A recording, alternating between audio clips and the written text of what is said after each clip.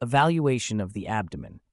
Positioning. Lie the patient supine with the head slightly raised with adequate support for the head to ensure the abdominal muscles are relaxed. Arms should be by the sides to relax the lateral abdominal muscles. The patient may be rolled into left or right lateral positions during palpation and percussion.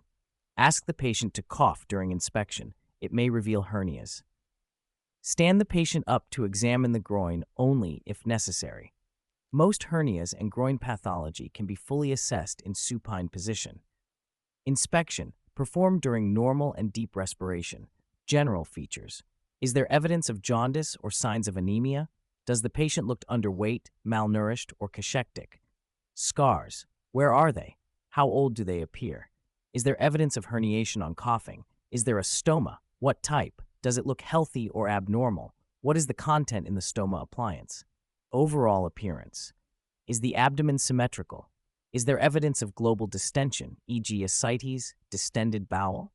Is there evidence of local distortion, e.g. a local mass or organomegaly? Does the abdomen move well and symmetrically with deep respiration, reduced in peritoneal irritation? Is there any discoloration, periumbilical bruising, Cullen's sign, or flank bruising, Gray-Turner's sign, where either suggests retroperitoneal hemorrhage or major inflammation? Umbilicus. Is it herniated? Is there discharge or ulceration suggestive of infection or a malignant deposit? Pulsation. Is there visible pulsation? Further assessment requires palpation. Peristalsis. Is there visible peristalsis? Identification may take several minutes of observation. It is rarely possible to suggest a cause or level of obstruction related to the pattern of visible peristalsis. Palpation. Be methodical. Use the flat of one hand, usually the right. It is usual to examine and describe the abdomen in areas. It can be divided into 9 regions or 5 quadrants.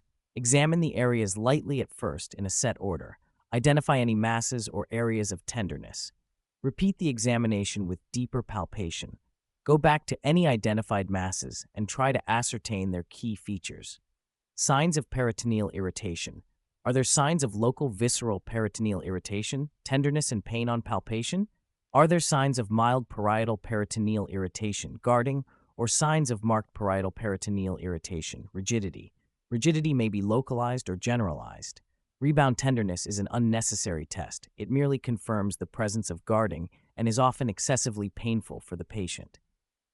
Masses. Assess their surface, edge, consistency, movement with respiration, and overall mobility. Organs. Liver.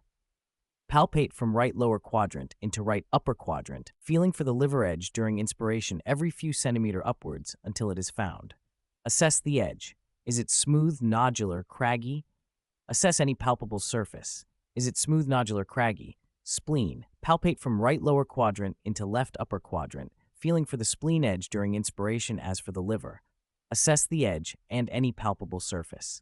Kidneys. Palpate bimanually in each loin. Balloting, bouncing the kidneys between each hand, is of little additional value. Percussion. Percussion identifies the presence of excessive amounts of gas or fluid. It is also useful, when done carefully, in the confirmation of the presence of mild to moderate parietal peritoneal irritation, percussion tenderness. Gas, hyperresonance. Is it generalized or localized? Is there evidence of loss of dullness over the liver, suggestive of copious free intraperitoneal gas? Fluid, ascites, usually identified as shifting dullness. Dullness in the flanks in the supine position moves to the lower portion of the abdomen on turning to the lateral position. Auscultation. To fully assess bowel sounds, it is necessary to listen for at least 1 min, but they are a notoriously unreliable sign of either intra-abdominal pathology or bowel function. If commented on, bowel sounds should broadly be divided into absent, normal, active, or obstructive, characterized by high-pitched, frequent sounds, often with crescendos of activity, e.g. tinkling, bouncing marbles. Abdominal assessment should always include a rectal examination in adults. This is very rarely useful and should usually be avoided in children.